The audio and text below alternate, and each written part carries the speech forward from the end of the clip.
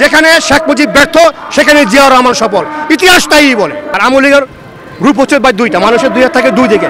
আওয়ামী লীগের দুই হাত থাকে, এক হাত থাকে উপরে, এক হাত থেকে মানুষের পায়ের তলে।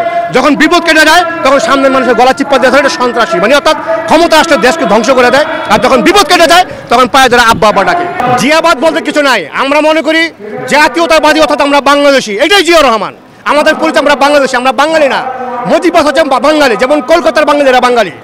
ভাষাগত কারণে যদি কলকাতার বাঙালিরা বাঙালি হয় তাহলে আমরা বাঙালি হব কেন? আমাদের আলাদা ভূখণ্ড রয়েছে, আলাদা স্বাধীনতা রয়েছে।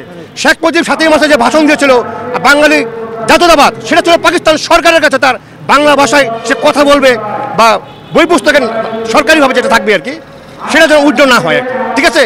অতএব ওইটাই প্রমাণ করে শেখ মুজিব এদের স্বাধীনতা চায় নাই। যদি শেখ মুজিব স্বাধীনতা চাইতো তার 7 মাসের ভাষণের দফা হয়তো একটা, আমি স্বাধীনতা চাই। সে তো 6টা দফা দিয়েছে। সে বলছে বাংলা জাতীয়তাবাদ, ঘরে ঘরে সেনাবাহিনী, ব্যারাকে সেনাবাহিনী ফেরত হোক, গণহত্যার বিচার করা হোক, নির্বাচিত প্রতিনিধি ক্ষমতা হস্তান্তর করা হোক। সে 6টা দফা দিয়েছে না? 6 দফা দিয়েছে কাকে? পাকিস্তানের সরকারকে। শেখ মুজিব নির্বাচনে গিয়েছিল পাকিস্তানের প্রধানমন্ত্রী হওয়ার জন্য, রাইট? ভাষা নির্বাচনে যাবে যারা, পাকিস্তানের দালাল তারা। নির্বাচন বর্জন। এবারের সংগ্রাম স্বাধীনতার সংগ্রাম, এটা ভাষানির বক্তব্য ছিল, রাইট? কিন্তু ভাষানি সাহেব নির্বাচনে যান নাই। মুজিব নির্বাচনে গেছেন, অর্থাৎ উনি প্রথম প্রমাণ করছেন উনি পাকিস্তানের দালাল ছিলেন। এবং উনি 7 মাসে যে ভাষণ দিয়েছেন সেই ভাষণে উনি 6টা দফা দিয়েছেন। ওনার দফা হচ্ছিল 1 দফা।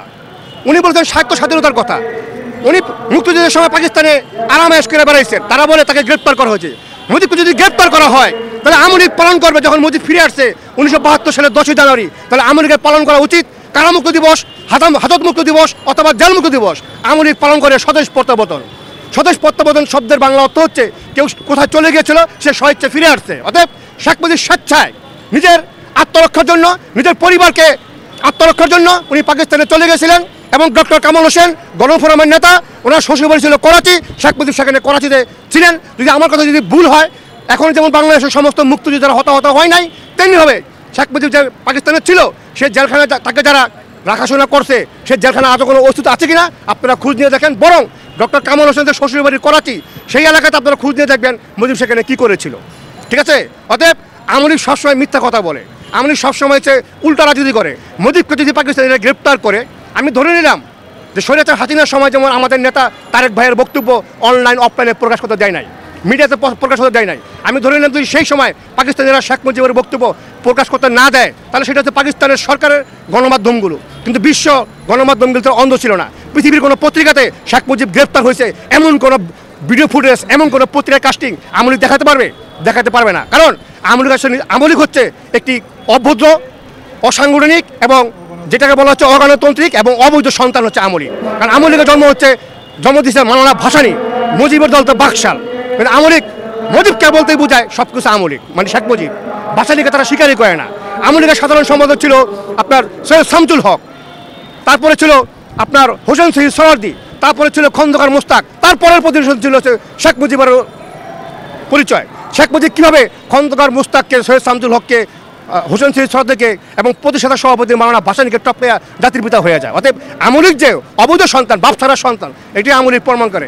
আপনারা যদি সংস্কার করতে চান তাহলে আপনাদের প্রথম কাজ হবে বাংলাদেশের এই 17 বছর স্বৈরাচার খুনি হাসিনাকে যে বা যাহারা সমর্থন করে এত লুটপাট করার সুযোগ দিয়েছে, প্রত্যেকটা আওয়ামী লীগকে ধরে বাংলাদেশের জেলখানায় বন্দী করে দিতে হবে। প্রত্যেকটা খুনের বিচার করতে হবে। এবং এই আওয়ামী লীগের ক্ষমতা রাখার জন্য যে সকল দল আওয়ামী লীগের সহযোগী সংগঠন হিসেবে কাজ করেছে তারা ছিল এই আওয়ামী লীগের দোষর, তাদেরকে বিচারের আওতায় আনতে হবে। বিশেষ করে জাতীয় পার্টি যদি 2014 সালে আওয়ামী লীগের সাথে নির্বাচনে অংশগ্রহণ না করতো তাহলে খুনি হাসিনা বাংলাদেশে এত বছর রাজত্ব কায়েম করতে পারতো না, এতগুলি খুন করার, হত্যার দুঃসাহস পেত না। অতএব জাতীয় পার্টিকে এটা সমানভাবে আমি মনে করি দায়বদ্ধ করে তাদের বিচারের আওতায় আনতে হবে।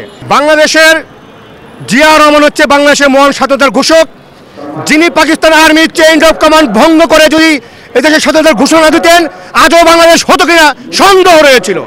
শেখ মুজিব রাজনৈতিক বিদ ছিলেন, রাজনৈতিক নেতা ছিলেন, কিন্তু উনি ক্ষমতার জন্য পাকিস্তানে চলে গেছিলেন জীবন নিরাপত্তার জন্য। কিন্তু সেই সময়ে যদি বাংলাদেশ স্বাধীন না হতো তাহলে জিয়াউর রহমানকে পাকিস্তান আর্মির চেইন অফ কমান্ড ভঙ্গের দায়ে তাকে ফাঁসিতে ঝুলানো হতো। কারণ যখন সেনাবাহিনী বিপ্লব ঘটায় তারা যখন সফল হয় তারা হিরো, যখন তারা ব্যর্থ হয় তারা হয় জিরো। জিয়াউর রহমান তার পরিবার পরিজনকে এক ধরনের বিসর্জন দিয়ে দেশের জন্য আত্মত্যাগের জন্যই উনি কিন্তু গিয়েছিলেন। উনি জীবিত ফিরে আসবেন কেন উনি কিন্তু জানতেন না। আল্লাহ ওনাকে বাঁচিয়ে রাখছেন বিদায় হয়তো আমরা একটি দল ওনার মাধ্যমে আমরা করতে পেরেছি। এই জন্য জিয়া পরিবারকে নিয়ে যারা, জিয়া রহমানকে নিয়ে যারা এতদিন যাবৎ অকথ্য ভাষায় নানান প্রোপাগান্ডা চালিয়েছে, অকথ্য ভাষায় বক্তব্য দিয়েছে, জিয়া রহমানের মাজারকে যারা ভাঙার জন্য বারবার ওখানে গিয়েছিল, তাদের প্রত্যেকে আইনের আওতা আনতে হবে। কারণ বাংলাদেশের স্বাধীনতার ঘোষককে যারা অপমান করেছে তারা বাংলাদেশের নাগরিক হতে পারে না। আমলি ছিল মুক্তিযুদ্ধের সময় পাকিস্তানপন্থী এবং মুক্তিযুদ্ধের পরে আমলি হচ্ছে ভারতের দালাল। অতএব ভারতের দালালদের দেশের ঠাঁই নাই। এবং আমলিককে যে সকল বিএনপি নেতারা আমরা শুনেছি বা আমরা জানি হয়তো অনেক বিএনপি নেতা আমলের সাথে সমঝোতা করে চলে, এটা আমাদের শহীদ প্রেসিডেন্ট জিয়া রহমানের আদর্শ না, এটা বেগম খালেদা জিয়ার আদর্শ না, এটা আমাদের আদর্শ না। যারা জিয়া রহমানের আদর্শকে মুছতে চায় তারা বাংলাদেশের স্বাধীনতা বিরোধী, তারা ৭১-এর রাজাকারের বংশধর এবং আজকের ৯০ রাজাকার। অতএব বাংলাদেশে তাদের অস্তিত্ব থাকবে না। এই খুনি হাসিনা কিন্তু জিয়া রহমানের নাম মুছে ফেলার চেষ্টা করেছিল। এই খুনি হাসিনা কিন্তু বেগম খালেদা জিয়ার অস্তিত্ব, বিএনপির অস্তিত্ব মুছে ফেলার চেষ্টা করেছিল। ডিএনপি নামে দল করেছিল আর অন্য দল করার চেষ্টা করেছিল। আমার নেত্রীকে জেলখানায় বন্দি করে প্রোপাগান্ডা চাপিয়ে একটি নতুন প্রজন্মকে আইওয়াশ করার চেষ্টা করেছিল বেগম খালেদা জিয়ার বিরুদ্ধে কুৎসাটানোর জন্য। কিন্তু আমার নেত্রী কিন্তু ছেড়ে পালিয়ে যায় নাই। আমার নেত্রী যখন চিকিৎসার জন্য বিদেশে গেছে, অন্য একটি রাষ্ট্র থেকে সম্মান সূচক তাকে একটি স্পেশাল বিমান পাঠিয়েছে তার চিকিৎসার জন্য। আর শেখ হাসিনা কিন্তু তাদের দেশ ছেড়ে পালিয়ে গেছে। অতএব যারা জিয়া পরিবারের সম্পর্কে বা বাংলাদেশের স্বাধীনতার সংগ্রামের যে নেতা, মহান স্বাধীনতার ঘোষক, তাকে যারা উৎখাত করতে যাবে, তার আদর্শকে যারা উৎখাত করতে যাবে, তারা সময়ের প্রেক্ষাপটে কচুরি পানার মতন বেশে অস্তিত্ব বিলীন হয়ে যাবে ইনশাল্লাহ। আমি শহীদ প্রেসিডেন্ট জিয়া রহমানের আদর্শে রাজনীতি করি। দীর্ঘ 19 বছর পরে আমি বাংলাদেশে আসছি স্বৈরাচার খুনি হাসিনার বিরুদ্ধে। সর্বপ্রথম অনলাইনে ফেসবুকে আমি সর্বপ্রথম লাইভ শুরু করেছিলাম এবং আমি যারা আমাকে আসলে অনলাইনে চিনে, আওয়ামী লীগের মানে ধুতি আমি খুলে ফেলেছি।